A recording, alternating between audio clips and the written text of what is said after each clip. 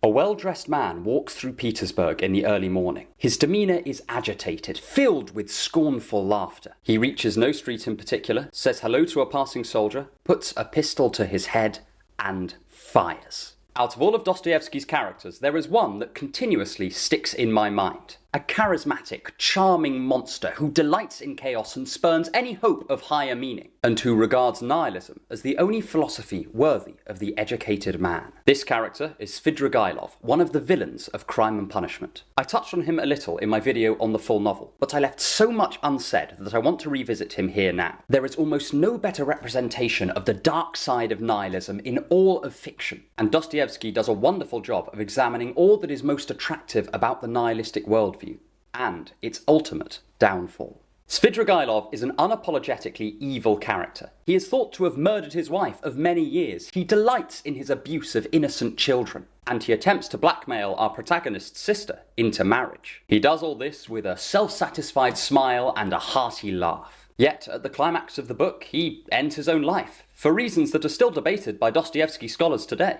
Get ready to step into the mind of a psychopath and see what terrors lie in store for us all. In this video, we'll learn why amorality can lead to misery, how nihilism becomes a self-defeating position, and how behind the smiling face of evil there is often a psychologically tortured soul, keeping their pain well hidden from the world. It is all well and good saying that nothing really matters, but Dostoevsky thinks that such an outlook is not only difficult, but impossible. And it is worth hearing him out, even if we disagree. As always, I encourage you to read Crime and Punishment for yourself to get your own interpretation of this character, as you may disagree with mine. And this is also a reminder not to take Dostoevsky's philosophy as gospel. Like any thinker, he is open to criticism. But with all that out of the way, let's get started. 1. The allure of nihilism. Imagine that whatever happened, it just wouldn't affect you. You could go through hardship, disease, and deprivation without worrying a single second about it. You would value nothing, and so every situation would be permitted. Nothing would trouble you. If you could attain this state, wouldn't it be a kind of bliss?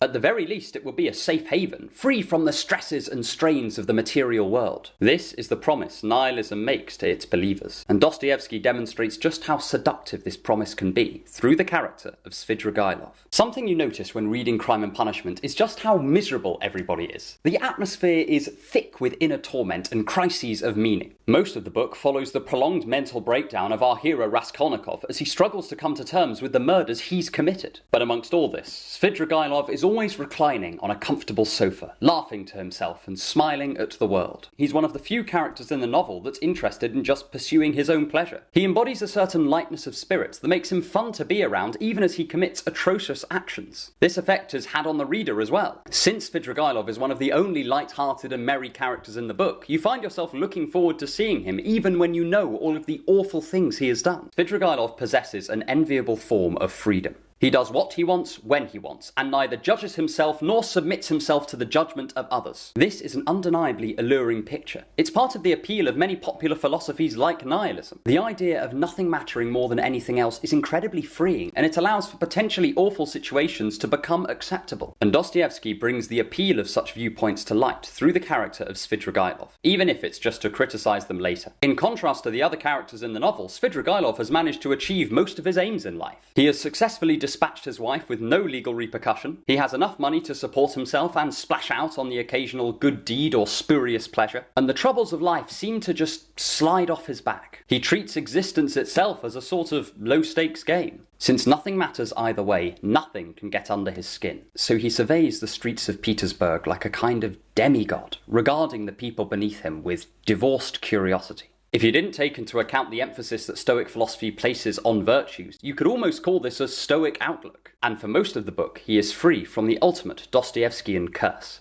hyperconsciousness. A lot of Dostoevsky's protagonists suffer from a form of hyper-self-awareness to the point of self-torture and are racked with a sort of existential anxiety. We see this in the character of Raskolnikov, who is tortured by questions of morality and the equality of man. Or in the narrator of Notes from the Underground, who is tormented by his intellectualism, coupled with his material powerlessness. For Dostoevsky, this torture occurs when somebody is caught between a system of values, in his case the relevant system being Christian ethics, and the abandonment of all values, that is, nihilism. Much like Camus or Kierkegaard, Dostoevsky shows the distress caused when someone's value system is crumbling around them. And the carefree nature of Svidrigailov is notable, because at first he seems to have moved past this conflict. He has emerged on the other side a happy nihilist, like one of Camus' absurd men. In fact, one of the characters that Camus identifies as a potential absurd hero is Don Juan, who, like Svidrigailov, gives himself over almost entirely to momentary pleasures, and refuses to indulge in regret. Both characters have a sort of innocent villainy around them. They do things most would consider evil and selfish, but not out of an active desire to harm others, but rather because the moral question simply never crosses their mind. It is not a relevant concern. This attractiveness with which Dostoevsky initially paints the nihilistic lifestyle is often overlooked, but it's a key part of the effectiveness of his criticism of that worldview. He shows exactly how nihilism can be so pleasurable in the short term. But as we shall see, Dostoevsky doesn't think someone can remain untouched by their own wickedness forever. He seems to view the nihilistic outlook as a bit like a drug. At first it might seem liberating. It frees you from the constraints of life and whispers in your ear promises of long-term fulfillment. However, for Dostoevsky, lurking just around the corner is self-destruction, misery, and eventually,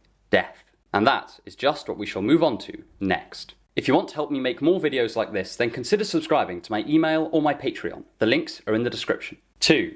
Existential boredom. The true philosophical impact of nihilism is, in my opinion, flattened in most conversations about it. We tend to sum it up as embracing the meaninglessness of life, or not really caring what happens. We associate it with a semi-rebellious rock star, or someone who's just really relaxed. At first, this seems to be what Svidrigailov is as well, albeit with a sort of malicious streak. However, we slowly start to see the layers of his nihilism unwind, and the open sores of existential despair are revealed underneath. The gentlest way this manifests is as a sort of deep boredom. Svidrigailov seems happy and content when there is noise all around him, when something is happening. But it is in quiet moments, when there's nothing to distract his mind, that we see existential boredom creep in. He comments to Raskolnikov that his motive for indulging in endless sensual pleasures and evil actions is mostly just to relieve the crippling dullness of life. His abandonment of any value system has insulated him from a great deal of pain, but it has also brought him a potentially unsolvable issue. It has made his sensations completely meaningless, beyond fulfilling certain animal desires he just cannot get rid of. Svidrigailov has proceeded beyond good and evil, and even beyond values themselves, but this has come at a deep cost. Values are a huge part of what makes human life worth living. Schopenhauer pointed out that a driving force behind much of the joy and much of the suffering of mankind is that we value things beyond ourselves, and we strive towards them. This can bring with it the sorts of immense pleasure that some monastics reportedly feel when they sublimate themselves to a higher power that they fully believe in. But it can also bring great misery. It can torture us by comparing what actually exists to what should exist, what we are to what we ought to be. And Svidrigailov has struck a bargain with the devil here. As pointed out in the previous section, his nihilism has made him impervious to the effects of the world, but they have also robbed him of the potential for much of life's joy. The protagonist of Crime and Punishment, Raskolnikov, writes of a sort of person who can rise above our ordinary moral system and become an extraordinary man. They would give not a second thought to anything apart from their own needs and ambitions. And in many ways, Svidrigailov is a great embodiment of this idea. He cares nothing for morals and cares only for his momentary pleasures. But something Raskolnikov fails to consider is that without valuing something beyond just ourselves, be it God or a community or simply making our mark on history, it is basically impossible to develop any fulfilling ambitions at all, at least according to Dostoevsky. The kind of happiness that Dostoevsky portrays Svidrigailov as having is momentary and sporadic. It is the sensation of a lovely glass of wine, a warm bed, and a soft dressing gown. But none of these moment-to-moment pleasures can add a thread of meaning to someone's existence, and Svidrigailov is left attempting to construct a happy life merely out of happy moments and nothing more. And Dostoevsky thinks this is impossible to do. The father of existentialism, Soren Kierkegaard, talks about the aesthetic way of living. Coincidentally, he also typifies this in the character of Don Juan, or Don Giovanni. But instead of seeing Don Juan as a bold conqueror of an unconventional way of life, Kierkegaard paints the great seducer as suffering from a mental sickness. Unable to add any satisfying meaning to his life, Don Juan is a slave to novelty. He must take a different woman to bed each night because his romantic interactions hold no existential comfort. They are just a distraction from the anxiety and boredom that gnaws at his heart. And this is Dostoevsky's first warning to the nihilist. In rejecting all values, there is a chance that you will lose everything about your life that made it worth living. He warns us that nihilism goes hand in hand with a sort of bitter indifference to life that may leave us wondering why we even care to go on. But this is arguably the least venomous of Dostoevsky's criticisms. His next warning is perhaps even more stark. Nihilism will turn us into monsters. 3. The dark side of radical freedom. As I mentioned before, one of nihilism's great promises is that it will liberate us from the constraints of value systems and grant us a sort of radical freedom. After all, how many things do you refrain from doing because you fear other people's judgments? Or because it goes against one of your core values? Or because you just view it as morally wrong? If we take nihilism seriously, then we have reason to rejoice. Soon we will be free of all of these conceptual shackles, free to live however we so choose. And in some ways, nihilism grants us a genuine blessing here. I'm sure we all have things holding us back from actions that we really want to take. Our crippling fear of what other people think of us might be preventing us from finding love, or our self-consciousness about our body might be causing us immense distress. If we can let go of the value systems that cause these things, then surely that's worthwhile. And I don't think that Dostoevsky would wholly disagree with this, but through the character of Svidrigailov, he shows how the repudiation of all values, if genuinely taken seriously, can lead us to committing actions that most of us would deem revolting and monstrous. Just a quick caveat. There is a small but significant strain of Dostoevsky scholarship that argues that since most of Svidrigailov's evil actions take place off-screen, we could interpret Svidrigailov not as genuinely evil, but rather a contrarian playing the part of the evil person. I think this is a really interesting way to view the character, but I'm also not going to address it now, as otherwise we'll be here all day. So for this section, I am assuming that the reports about Svidrigailov's dastardly behaviour are in fact true. And if they are, then we get a picture of a monster that is almost tailor-made to burn at our moral sensibilities. Svidrigailov does not just commit actions that most would deem immoral, but ones that cut to the very core of what we consider disgusting. He murders his own wife in cold blood, abuses children, and attempts to blackmail Raskolnikov's sister into sex and marriage. He is a glutton for debauchery in a way that even the most contrarian among us would find revolting. But it is his justification for all of these actions that I find fascinating. In one of their conversations, Raskolnikov asks Svidrigailov why he commits all of these awful actions, including his impending plan to marry a child. And Svidrigailov responds with the following. Why not? Absolutely. Each of us looks after ourselves, and the happiest man of all is the one who manages to deceive himself best of all. But why are you so desperately keen on virtue?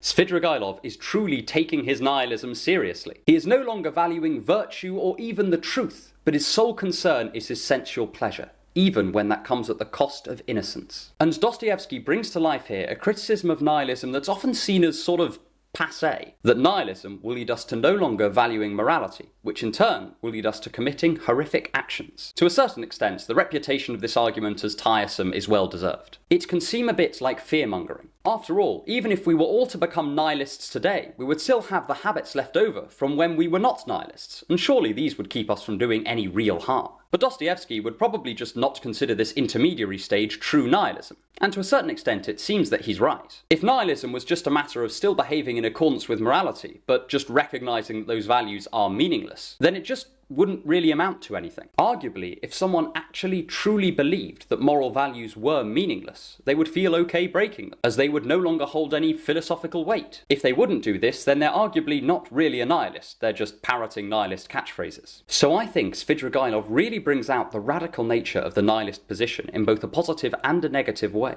He shows just how philosophically impactful it is as a worldview, how it removes significance from any values, including moral values, and so injecting life back into a philosophy that is often used as just a throwaway line. However, it also demonstrates the consequences of this radicalism, and how just as it would free us from the constraints of life that chafe against our wills, it does so at the cost of potentially turning us into someone we would hate. As I said before, Dostoevsky seems to view nihilism as a sort of Faustian bargain. A small dose of joy from radical liberty in the short term, but a hefty chaser of boredom and wickedness in the long run. But perhaps we just don't care about morality. After all, if we're nihilists, then this would be consistent with our overall position. Well, then Dostoevsky delivers one final blow to our worldview, and that is that it is self-defeating, if not philosophically, then simply empirically. 4. The Unsustainability of Nihilism. Every year I do my own version of Lent, but instead of giving up chocolate or becoming vegetarian, I tend to put on a philosophical worldview and attempt to live that way for 40 days. One year I tried living like I believed in God without any doubt, and another year I gave up moral language completely. But I want to talk about the time that I tried to live as a true nihilist for 40 days. For the whole of Lent, I tried to value nothing, and this was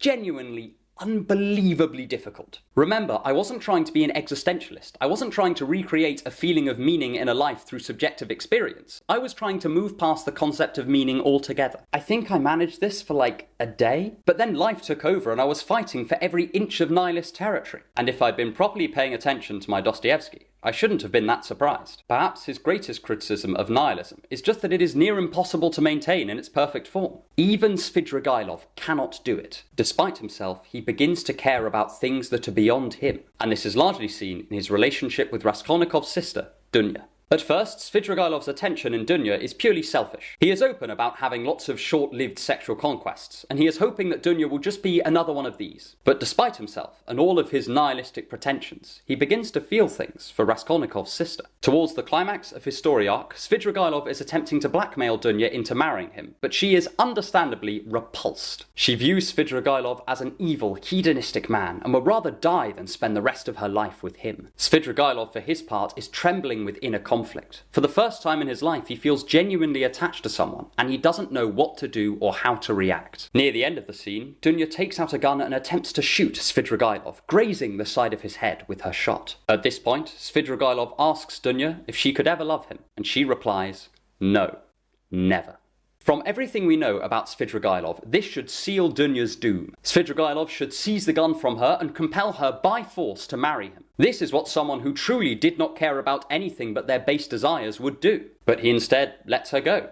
Just like that, with no condition to compel her to return. He gives her the key to the room they're both locked in and tells her to leave, quickly. Despite everything he wants to do, he cannot bring himself to harm Dunya. He loves her, and for a second he actually values someone over himself. He prioritizes their well-being above his own, and this realization leaves him in torment. As soon as Dunya leaves, we get a vivid description of Svidrigailov. His face was twisted into a strange smile, a sorry, mournful, feeble smile, a smile of despair. He is broken, as he loses not only the one thing he seems to care about, the one thing that gives some sort of long-term direction to his life, but his very philosophy is crumbling around him. He has managed to maintain nihilism for a much longer time than most people, but it has still come crashing down. And this is where his threadbare happiness begins to unravel. He starts to put his affairs in order through sporadic acts of kindness, arranging for money to be sent both to Raskolnikov and his fiancée. He is tortured by nightmares of his own debauchery. Visions of the child that he traumatized into ending her own life appear before his very eyes, taunting him with his own misdeeds. This may not have bothered him while his nihilism was still intact, but now that that is shattered, his mind is plunged into the suffering that occurs when one is scrambling for meaning but none can be found. Svidrigailov is caught between a moral rock and a philosophical hard place. If he turns away from nihilism, then he must come face to face with the idea that all of his wickedness, all of his cruelty might have actually mattered. And that is just too painful a notion to contemplate. But on the other hand, he cannot safely retreat into the idea that nothing matters, because his love for Dunya has shaken him free of this philosophy. Trapped in an unanswerable existential dilemma, Svidrigailov goes for a long walk and unceremoniously ends his own life. As the reader, we don't even see his body hit the floor. Svidrigailov stood for nothing, saw no meaning in life, and so in the narrative he simply vanishes, like he was a speck of dust blown away by the wind. And I think this is Dostoevsky's most powerful critique of nihilism. He does not argue directly for his own system of meaning, Orthodox Christianity, nor does he present an analytic argument at all, but he rather demonstrates nihilism as impractical and impossible to maintain.